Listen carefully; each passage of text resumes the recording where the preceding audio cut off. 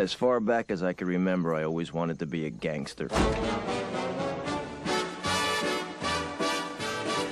All right, everyone, welcome into another episode of Sleeping with the Numbers podcast. We're going into week 5, and you're like, hey, you only put out like one episode and then shut up for 4 weeks and then come back. What the hell? No, you're right. You're right. But I've been putting the bets up there on the website, so you could have been tailing them. I have not been home to record. And, you guys likely come here for the model picks anyways, because they're fun and more exciting than I am. And the model hasn't been ready until last week because now we had 3 weeks worth of data and we use those rolling averages to help make our predictions. And we were able to go 2-2 last week for the model predictions, but were profitable because they were dog bets. So if we look at what the model picked last week for week 4, we had a Jacksonville win that hit. We bet 2.5 units on that at plus 155.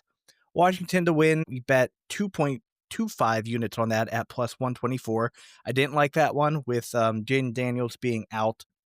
Recall, the model doesn't know things like that. So I think going forward, when we have major changes to a team, such as a quarterback being out, example, Lamar Jackson, this time around, and the model picks it, I think we stay away. I think it is just better that way.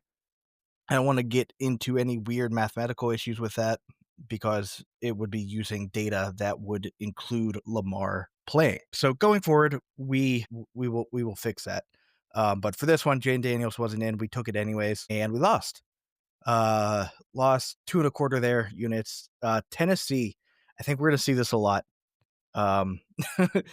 We Tennessee put 2.25 units on it at plus 340. I think that's going to be a theme again. It was a theme last year where the model would see big dogs and just take a shot on them because why not?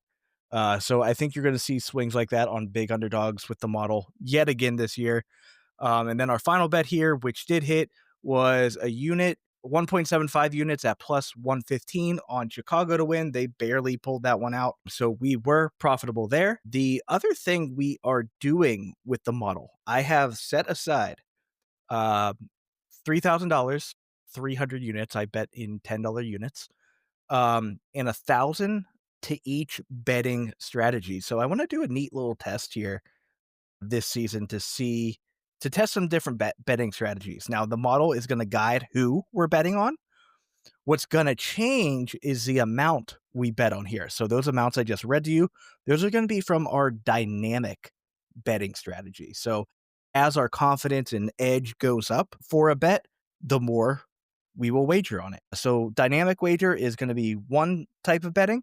We're also going to do straight wagers, just a single unit each time on every bet, no matter how confident or how big the edge is. It is always going to be a straight 1 unit wager.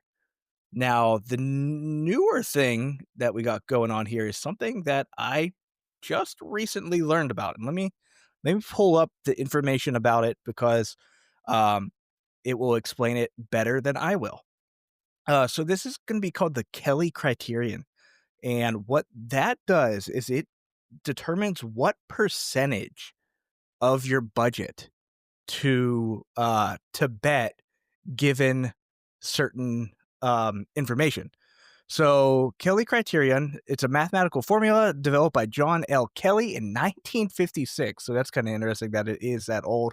But it is used to calculate the quote unquote optimal bet size to maximize long-term bankroll growth while minimizing risk of ruin. So the formula there is, we're going to get nerdy here, and feel free to Google this yourself if you want some more info. But the formula is F, where F is going to be the fraction of the bankroll to wager, equals B, which is the decimal odds minus 1, times P, the probability of winning, which is based on our model's prediction.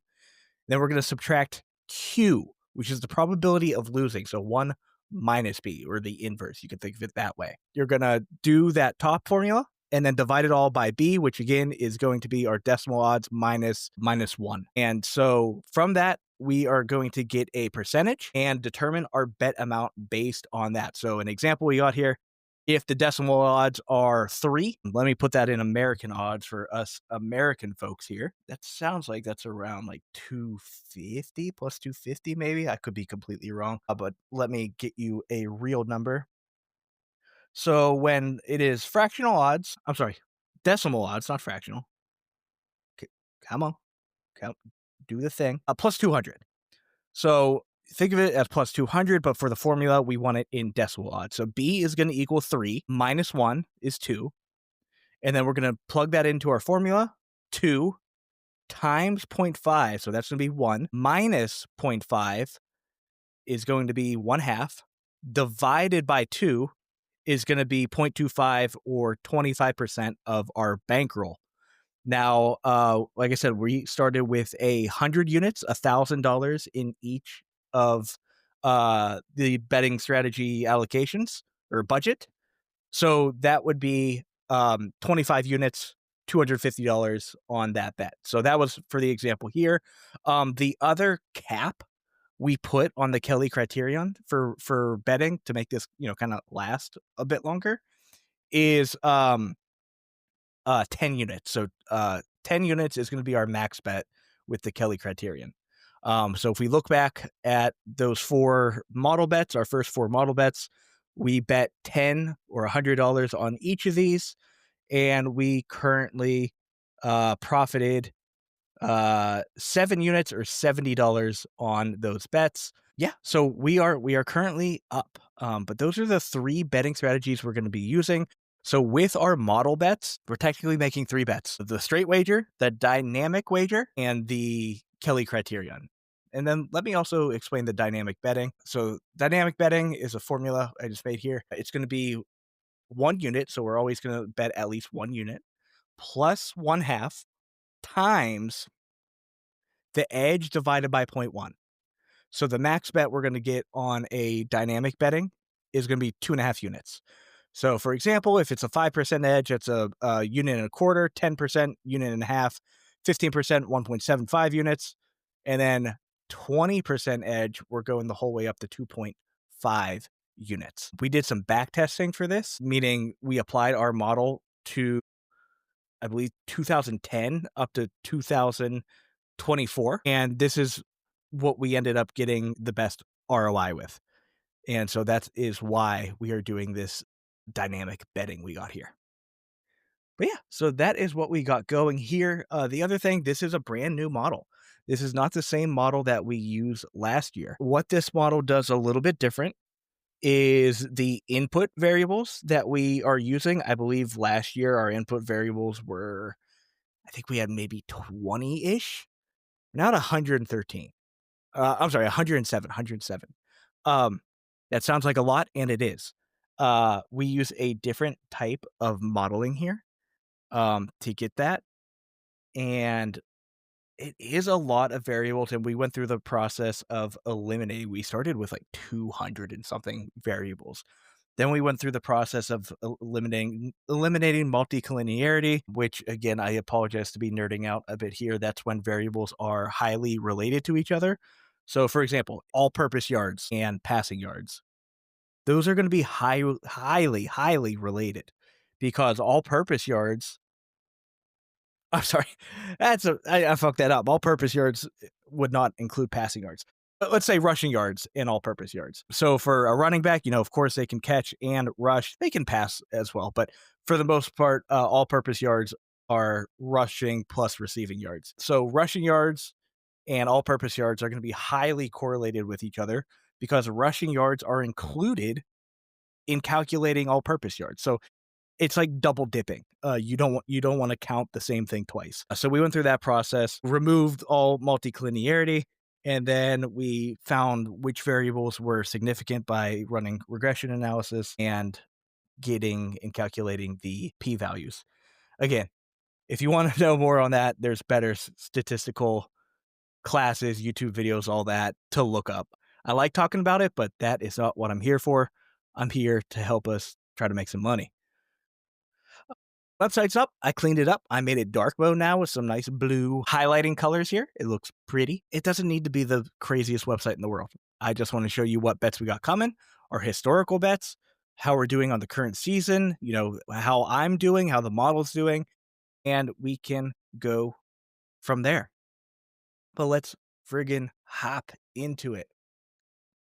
Thursday night football, we're gonna have San Francisco versus Los Angeles, a NFC West matchup. Both teams 3-1. Brock Purdy just announced to be out of the game. Juan Jennings also out of the game. So some pretty big injuries there. LA is now a 7-point favorite at home, which makes a lot of sense. McCaffrey can obviously do a lot. Mac Jones has not looked terrible when he has been backing up Brock Purdy. They obviously got wins with him. He looked good. But LA, I think, is just a slight tier above them. Stafford, passing game, Puka Nakua is going absolutely nuts. Even Devontae Adams looks fantastic. You got Kyron Williams there. It's going well for the Rams at the moment. I think even their defense is a top 10. No, not quite yet. It's a 12th rated defense by Pro Football Focus. So just outside there. San Francisco also just outside at 7th ranked. I did not take any spread or money line bet here, nor did the model. Model only took 2 bets this week. We're a bit stingier on the model bets this time around, given the new criterion we are using to determine if we make a bet or not. However, I am going to be taking the under 46.5 points. I see that has come down a point since I made this bet, likely because of the Brock Purdy and Juan Jennings announcement of being out. So that's the only bet I got here going into this matchup. Other than that, I'm just going to watch it, throw some prize picks on there. Prize picks, by the way, it's been very fun this year. We're only 4 weeks in, but I've been enjoying it a lot more than I have last year. Last year it just felt, I don't know, finicky.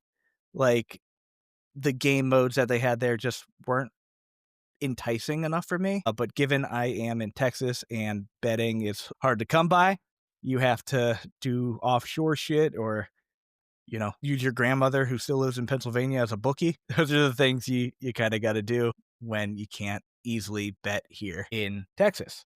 Or in a few weeks, I'm going to be in Vegas and I can just do it there. But for this game, simple, under bet 46.5. London game. My Steelers got the dub in Dublin. Yes, that's a stupid joke. Yes, I made it. Yes, it's funny. Just kidding. It isn't that funny. But Vikings are staying over there in Europe to play in Tottenham Hotspur Stadium in London. They're going to take on the other AFC team here in the Browns. And we're going to have Joe Flacco getting benched for Dylan Sampson. Dylan, dude, it's my name. What's his last name? Hold up. Already forgot who this dude is because, I mean, it's the Browns, so everyone did. No, this is my bad. This is embarrassing. I got this. Don't worry. Cleveland Browns, depth chart. Dylan Gabriel. Oh, he spells his name like an asshole. D-I-L. Not even 2 L's. D-I-L-O-N. Yeah, you're a douchebag. All right, Dylan Gabriel getting the start. Their first quarterback that they drafted. Sanders still sitting in 3rd string, which is funny. I don't know, man. Browns defense is fantastic. You can't deny that. Vikings defense also very good, but somehow the Steelers squeezed out a win. Was that narrative based? Is that what the script said to do? Who knows? Probably. But who cares? We got the win barely. It's embarrassing. The offense, though, Carson Wentz, that is a tough guy to bet on. Can they do enough? He was targeting Jefferson pretty good. Addison back from the suspension looked good. Jordan Mason got shut down. He was kind of a disappointment in his chance to be, the all-star with Aaron Jones out. I think Minnesota does win this game. Maybe I'm being a little bit of a hater on the Browns because that's what I do. But I don't know. I'm not going to wake up to watch this game. I'll catch the end of it. I'm not going to care enough to see this one from start to finish. But I would think the Vikings take it. I'm not, as of right now, I'm not taking a bet on it. Keep an eye on the website, sleepingwiththenumbers.com/bets to see if I change my mind. I don't think I will. This is likely one I'm going to sit out on. The over-under's only 36 points. Vikings favored by 3.5. It's tough. This just feels like a gross, dirty game that I don't think is going to be very enjoyable for the people in London here, but they'll have a good time because This is real football. This isn't, oh, this is the footy. None of that garbage that they got over there. Stadiums are cool though. Stadiums are very cool. Anyways, the 1-3 Houston Texans take on the 1-3, which is insane to say. The only other episode we had out was me saying I think the Ravens are going to win the Super Bowl. Whoops, that don't look great so far. Starting 1-4, they got some real problems to figure out there. That defense is horrid, and I thought they had some good drafts in recent years to build up that defense, but something weird is happening, and the Texans have a real good defense. Horrible line and offense altogether, but that defense is going to make this game close. They're actually favored, away favorites, 1.5 favorites. Oh man, I don't agree with that. That sucks. 1.5, man, it feels like a trap. It feels like a trap to take Baltimore without Lamar. Can they just Derrick Henry their way out of this game? Probably. Oh, man, that is another tough one. At home, that's hard to beat. That's hard to beat. Cooper Rush. God, it's Cooper Rush. Man, that sucks. You know what? 1.5, I don't think that'll do it for me. If we get closer to game time and that spread widens a bit further, I think I'm going to have to take it. If we get around 3.5, if that happens, I might have to take the Ravens at home. That's just a tough thing to do in Baltimore for any team. But for now, I'm staying away. Do we got any other bets? Yes, the model was going to bet Baltimore. But remember, I said this at the beginning of the episode, Lamar's going to be out. The model does not know that. The model is still taking in Lamar's statistics to make these predictions for the game. So we're not going to take that bet because of that reason. My bad. Let's go back again. 2 games. The model has San Francisco to win. The model will be taking a 1.5 unit bet for dynamic betting. Of course, a single unit bet for straight wager. And then a maxed out 10-unit bet on San Francisco to win. Odds currently at plus, well, not currently. I took the bet at plus 328. Let's see, that has changed. It probably has. Show me the money. Okay, I'm a dummy. The the odds we got for San Francisco for the model was plus 250.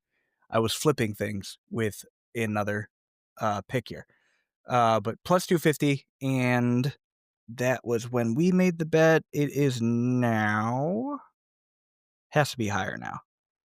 Wow, yeah, plus 295. So probably should have waited a little bit until the official announcement that Purdy was going to be out. I think it was a bit of a surprise. We knew he was injured or hurt a bit still with the toe stuff. He played last week, so must not have been enough time. Re-aggravated it, whatever.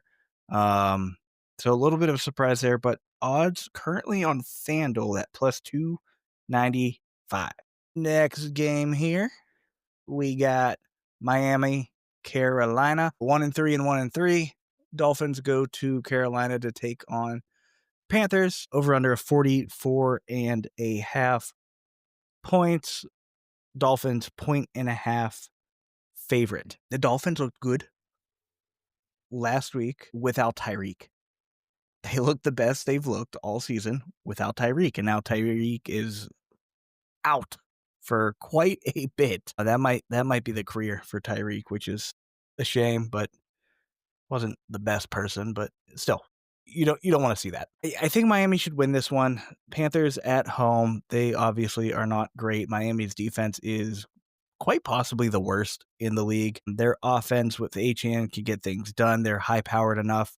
I think Miami can get the win here and cover the 1.5 spread. What the hell is that clicking? Carolina just doesn't look great. Bryce seems to have regressed again after looking okay at the end of last season. I don't know what happened there with him, but I think the Dolphins can get it done here. No bet from the model. I'll lock it in. I will put in Miami win, Miami 1.5. I feel good enough about that. Talking a bit about it.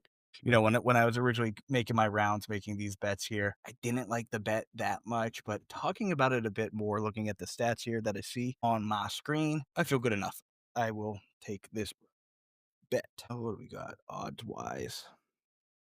Miami minus 116 for the money line. And for the spread, minus 105. Okay, nice. Minus 105 for a 1.5 spread for Miami. Good enough. Get on to the next game here. Las Vegas 1-3 take on the 3-1 Colts. The Colts are 7-point home favorites. Over under set at 48. Ashton Genty finally came to life last week. I don't know. I'm a little surprised at how big of a spread this is. I mean, Jonathan Taylor has obviously looked good. Daniel Jones has been doing well. Their offense as a whole has been moving the ball, but that loss last week just felt telling. I mean, I guess the Rams are in a much different tier, and the Raiders really haven't gotten it together too much. Geno is 100% slinging it. I think he's in the lead maybe for most passing yards. Let me confirm that real quick, but he has been slinging it because they've had to. Maybe the game changes a little bit with Genty coming to life. Oh wow, he's not even top 5. So Geno Smith is in 8th place with 948 passing yards. Dak is number 1. Second is Stafford. Third is Danny Dimes. It's a weird one. I don't want to say I'm being fooled by the Colts. They have looked very good, but it feels fake, right? I feel like we've seen this before with the Colts here, and I don't know how to feel about it. Who they really beat? They beat Tennessee, sure. Denver was a very close one. Miami, who we also know suck now, but the Raiders also suck. So I guess it really doesn't matter here. I don't want to bet this one. I don't trust it. I don't trust either team. If I'm gonna bet anything, it would be on the Raiders +7. That feels like a wide gap here for the Raiders. A wide gap for the Colts here. 7 points feels like a lot. As of now, I'm not betting that, but if I had to, gun in my head, pick one, it's going to be Raiders +7. Giants versus New Orleans. New Orleans favored by 2 at home. Over under set to 42. I honestly think a decent amount of this reaction is because of Malik Neighbors being out for the season with a torn ACL.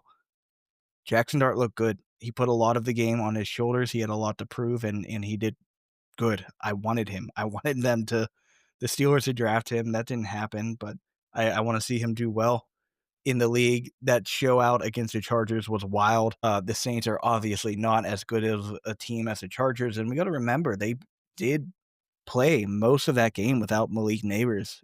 So Scadaboo, Dart, is it going to be Wandale? Is it going to be Slayton who picks up that slack? It feels wrong for them to be the underdogs here. So I am taking the Giants +2 and the Giants to win at +110 is what it is currently at the moment.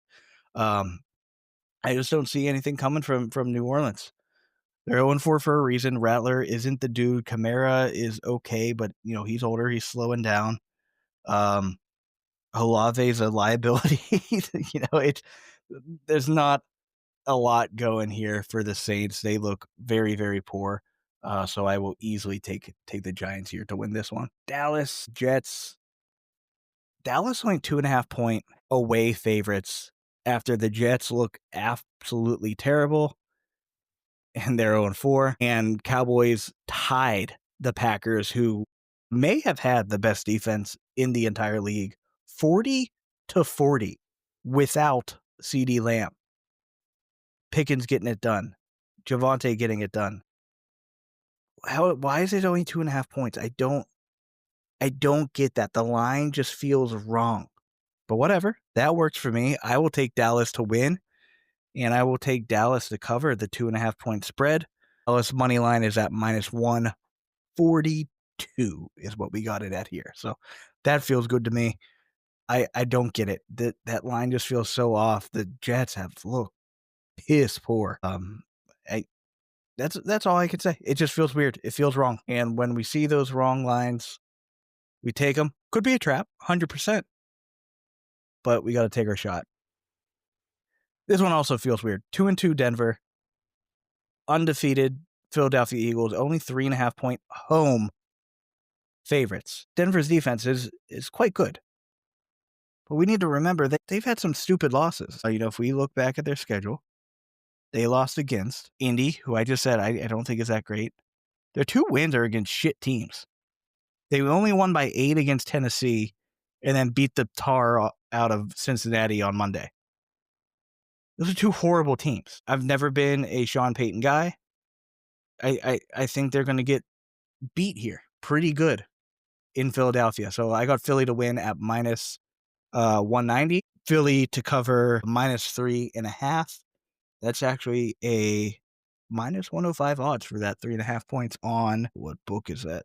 ESPN Bet. So keep an eye out for that. That is a good one. 5 minus 190. Tennessee, Arizona. This is our second and last bet by the model. The model loves these big underdogs, and Tennessee might be the biggest underdog of the week. No, Cincinnati has them beat there, and they are tied, it looks like, with New England. But the model is going to be taking Tennessee to win at plus 350. Again, this isn't saying, yes, they think they're going to win.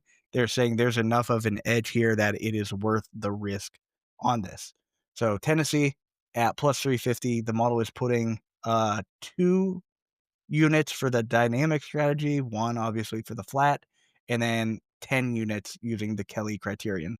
And 7.5 points feels like a lot for the Cardinals. Trey Benson got put on IR. So that is a shocking one there. DeMarcano now, I guess, needs to be picked up. He's the only one there that's available. And he looked okay. He looked better than Benson did. Maybe that was because Benson was hurt.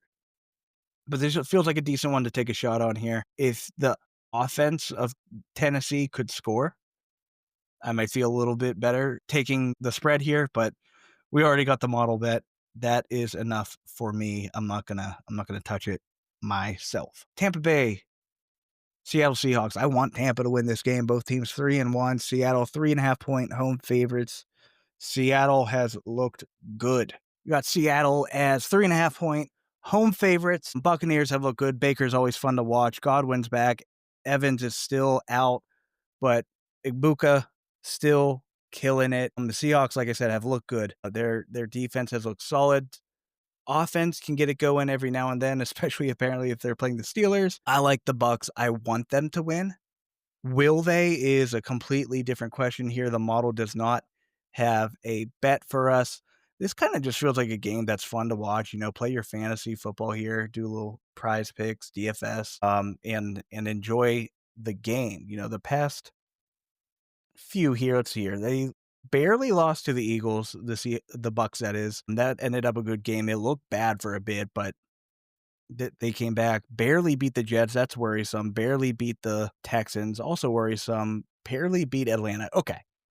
That's kind of convinced me that Seattle's going to do a better job here. Seattle, not that many tough opponents either. They lose to San Francisco in week 1, beat the tar out of the Steelers while I was in Pittsburgh for that game. That one hurt. Beat New Orleans, beat the Cardinals barely. So, maybe Seattle does have this one in the bag here at home, but I'm going to stay away from it. Not going to bet it. Just going to enjoy the game. This is, I believe, the biggest spread of the week. 10.5-point away favorites for Detroit.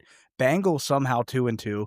Detroit 3-1. Over under set at 49.5. Detroit likely gets this one done. Of course, weird things happen here. If you get Hutch coming after that offensive line, if you want to even call it that for the Bengals, it's a disgrace what's going on there.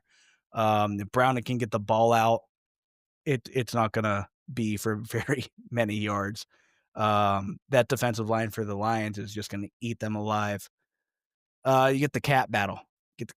Here in Cincinnati, Ohio. Lions should win this. Of course, there's not enough return here to bet on that money line. Do they beat them by 10.5? That actually kind of feels good. I don't like betting those big spreads, so I won't.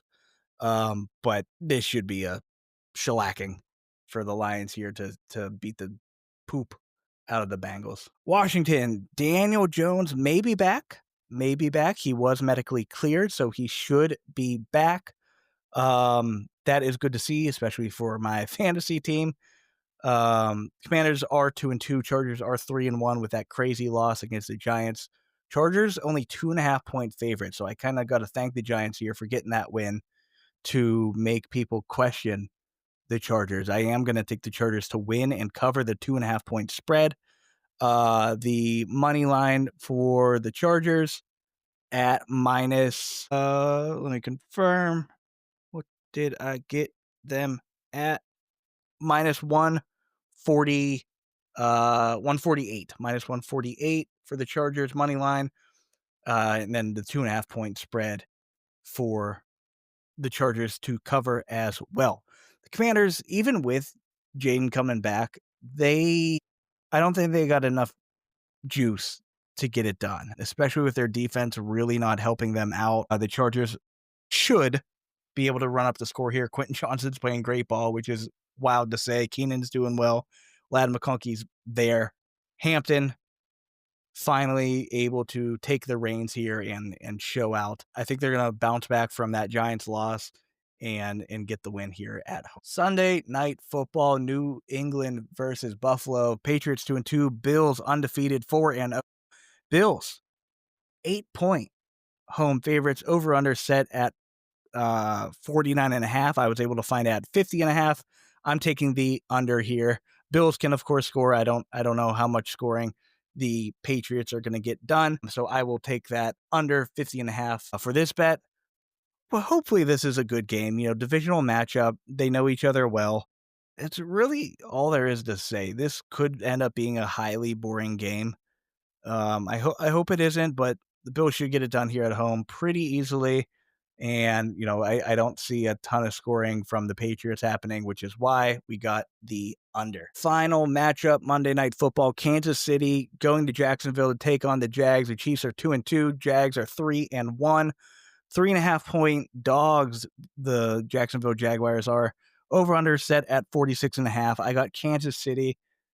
They're figuring it back out. Worthy's back, and he changed that game a lot. They look good. They always figure it out. So I expect that to keep happening here, even against the number one PFF ranked defense. That is the Jacksonville Jaguars. That is shocking to me. But hey, that's what they are. Kansas City, I think will get it done here. I have them covering the -3 spread, and I have them to win at minus 175. Yes.